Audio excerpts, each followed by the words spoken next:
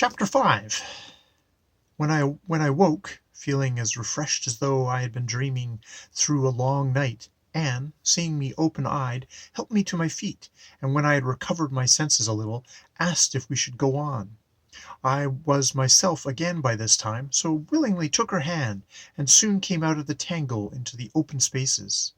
I must have been under the spell of the Martian wines longer than it seemed, for already it was late in the afternoon, the shadows of trees were lying deep and far-reaching over the motley crowd of people.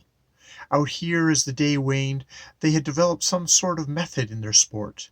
In front of us was a broad grassy course marked off with garland-fingered posts, and in this space rallies of workfolk were taking part in all manner of games under the eyes of the great concourse of spectators, doing the Martians pleasures for them as they did their labors, and led me gently on, leaning on my arm heavier, I thought, than she had done in the morning, and ever and anon turning her gazelle-like eyes upon me with a look that I could not understand.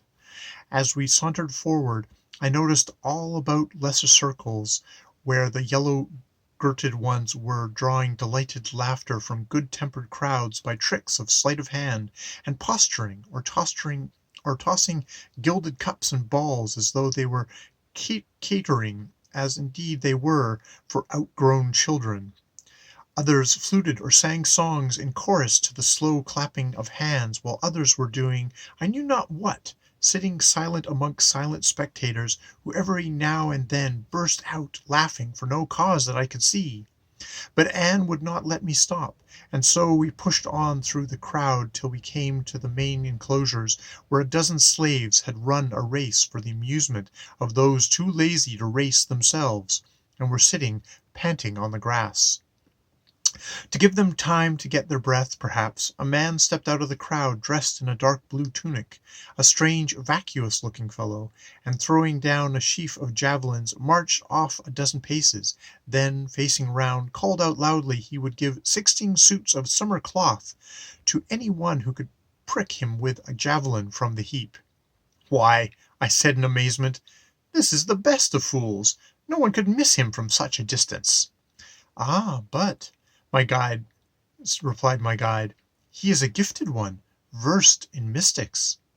I was just going to say a good javelin shod with iron was stronger than argument than any mystic I had ever heard of and could stand, when out of the crowd stepped a youth, and amid the derisive cheers of his friends, chose a reed from the bundle. He poised it in his hand a minute to get the middle, then turned on the living target. Whatever else they might be, these Martians were certainly beautiful as the daytime. Never had I seen such a perfect embodiment of grace and elegance as that boy, as he stood there for a moment poised to the throw. The afternoon sunshine warm and strong on his bunched brown hair, a girlish flush of shyness on his handsome face, and the sleek perfection of his limbs, clear-cut against the dusky background beyond. And now the javelin was going. Surely the mystic would think better of it at that last moment. No, the initiate held his ground with tight-shut lips and retrospective eyes, and even as I looked, the weapon flew upon its errand. "There goes the soul of a fool," I exclaimed. As the words were uttered, the spear struck, or seemed to, between the neck and shoulders, but instead of piercing, rose high into the air, quivering and flashing, and presently turning over, fell back and plunged deep into the turf, while a low murmur of indifferent pleasure went round amongst the onlookers. Thereat Anne, yawning gently, looked at me and said, "A strong-willed fellow, isn't he, friend?" I hesitated a minute, and then asked, "What, was it will which turned that shaft?"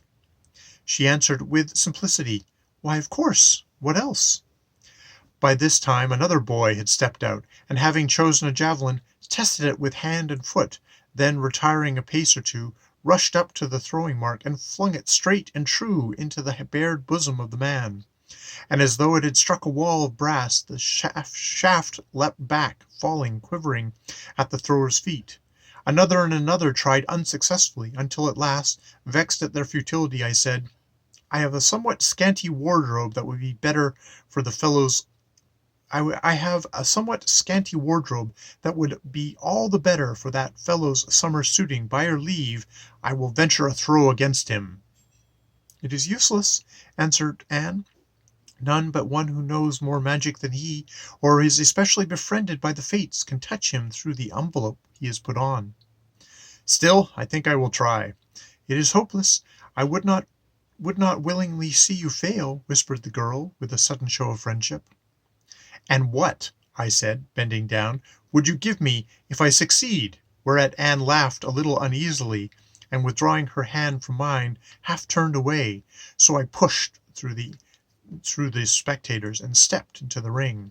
I went straight up to the pile of weapons, and having chosen one, went over to the mystic. "Good fellow," I cried out ostentatiously, trying the sharpness of the javelin point with my finger. Where are all these 16 summer suits of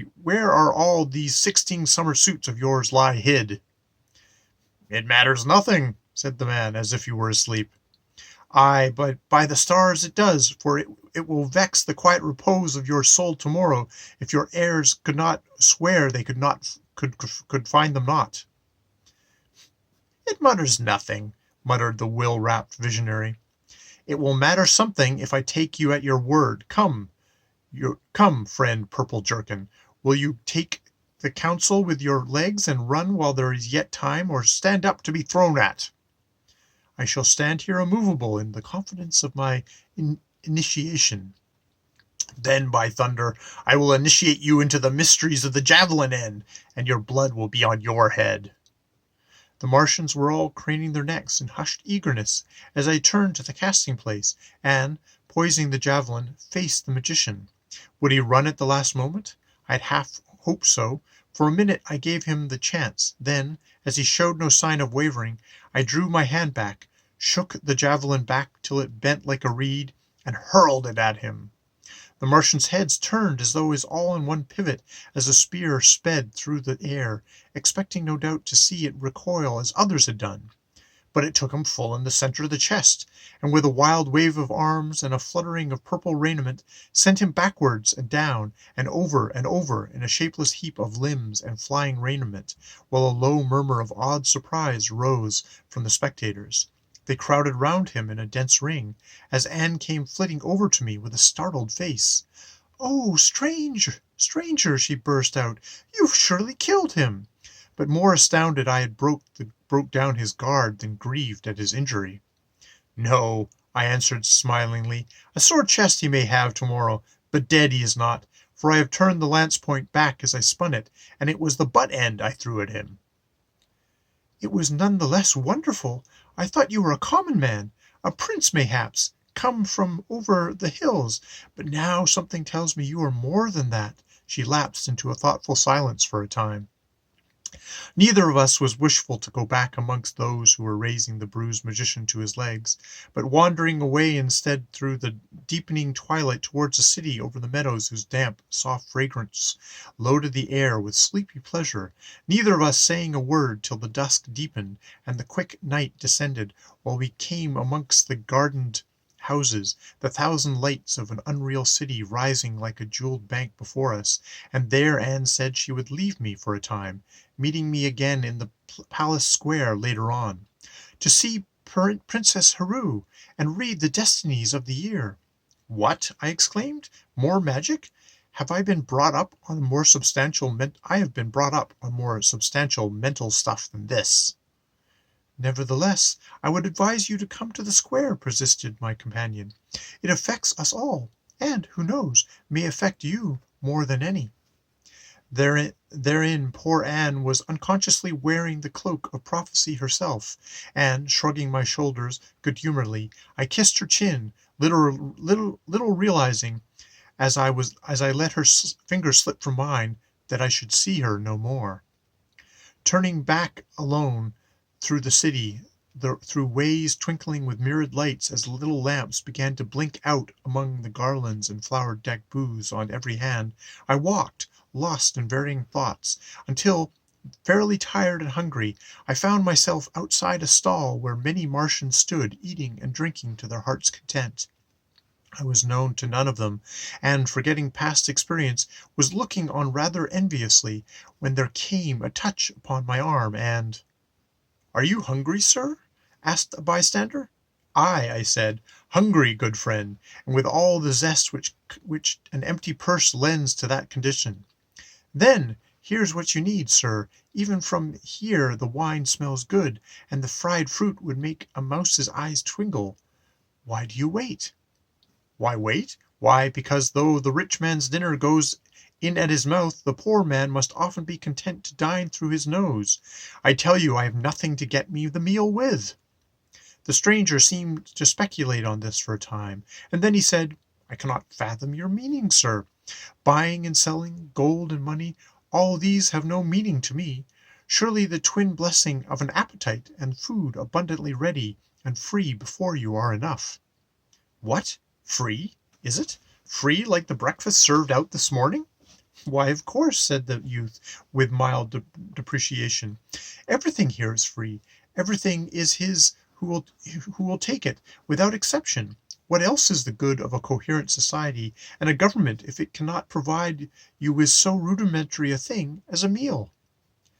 Whereat joyfully I undid my belt, and without nicely examining the argument, marched into the booth, and there put Martian hospitality to the test, eating and drinking, but this time with growing wisdom, till I was a new man, and then, paying my leave with a wave of the hand to the yellow-girded one who dispensed the common provender, I sauntered on again, caring little or nothing which way the road went. And soon across the current of my meditation a peal of laughter broke, accompanied by the piping of a flute somewhere close at hand, and the next minute I found myself amid a ring of light-hearted roisters, who were linking hands for a dance to the music a curly-headed fellow was making close by. They made me join them. One rosy-faced damsel at the hither end of the chain drew up to me, and, without a word, slipped her soft baby fingers into my hand. On the other side came with melting eyes, breath like a bed of violets, and banked-up fun puckering her dainty mouth. What could I do but give her a hand as well? The flute began to gurgle anew, like a drinking spout in springtime, and away we went, faster and faster each minute, the boys and girls swinging themselves in time to the tune, and capering presently till their tender feet were twinkling over the ground in gay confusion. Faster and faster, till, as the infection of the dance spread even to the outside groups, I capered too. My word, if they could have seen me that night from the deck of the old Carolina, how they would have laughed, sword swinging, coat-tails flying. Faster and faster, round and round we went, till limbs could stand no more. The gasping piper blew himself quite out, and the dance ended abruptly as it commenced, the dancers melting away to join others or casting themselves panting on the turf. Certainly these Martian girls were blessed with ingratiating simplicity.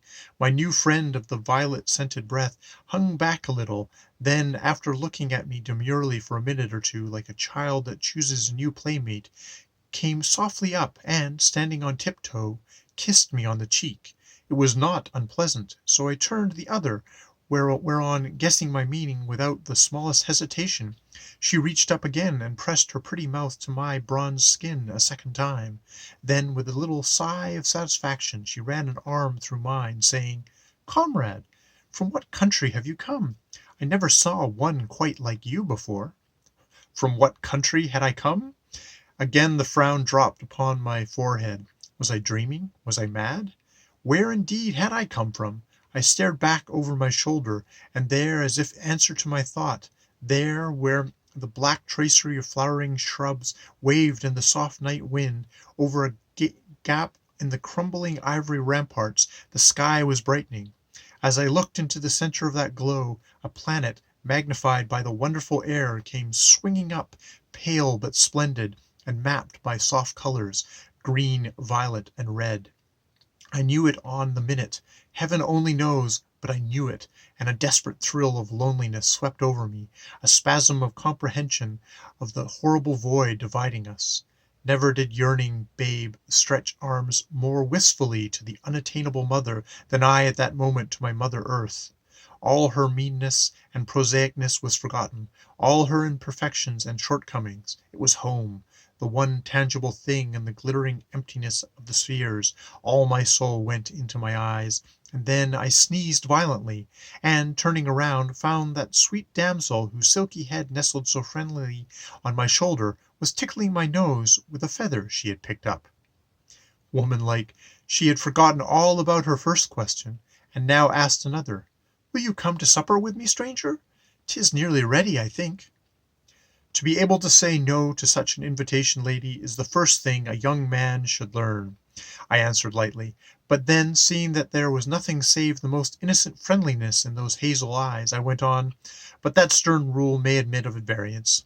Only, as it chances, I have just supped at the public expense.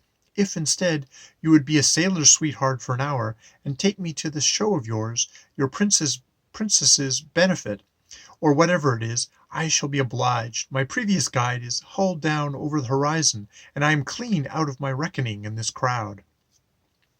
By way of reply, the little lady, light as an elf, took me by the fingertips and gleefully skipped forward, piloting me through the mazes of her city until we came out into the great square fronting on the palace, which rose beyond it like a white chalk cliff in the dull light. Not a taper showed anywhere round its circumference, but a mysterious kind of radiance like sea phosphorescence beamed from the palace porch. All was in such death-like silence that the nails in my ammunition boots made an unpleasant clanking as they struck on the marble pavement. Yet, by the uncertain starlight, I saw, to my surprise, the whole square was thronged with Martians, all facing towards the porch as still graven images, as though voiceless for once, as though they had indeed been marble. It was strange to see them sitting there in the twilight waiting for I knew not what, and my friend's voice was at my elbow, almost startled me, as she said in a whisper, "The princess knows you are in the crowd, and desires you go up upon the steps near where she will be." "Who brought her message?" I asked, gazing vaguely round, for none had spoken to us for an hour or more. "No one," said my companion, gently pushing me up the open way towards the palace steps left clear by the sitting Martians.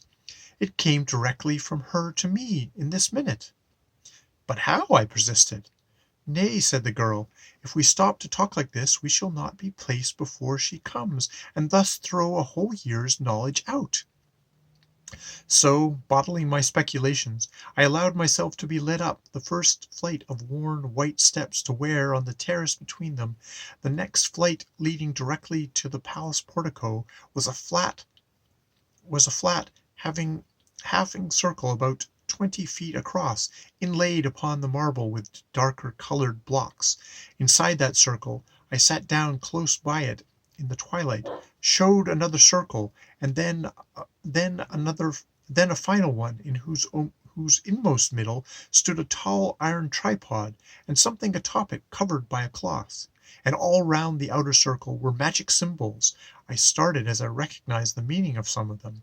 Within these again the inner circle held what looked like the representations of planets, ending, as I have said, in that dished hollow made by countless dancers' feet, and its solitary tripod.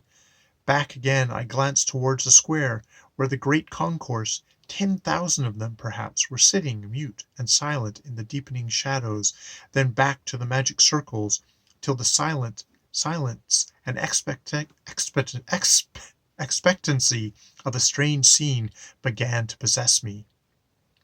Shadow down below, star-dusted heaven above, and not a figure moving, when suddenly something like a long-drawn sigh came from the lips of the expectant multitude, and I was aware every eye had suddenly turned back to the palace porch, where, as we looked, a figure wrapped in pale blue robes appeared and stood for a minute, then stole down the steps with an eagerness in every movement, holding us spellbound.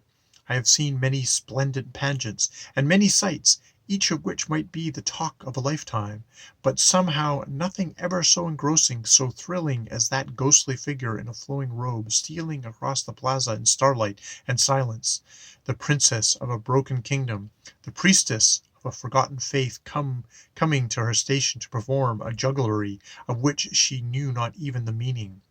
It was my versatile friend, Hru, and with quick, incisive steps, her whole frame ambient for the time with the fervor of her mission, she came swiftly down to within a dozen yards of where I stood.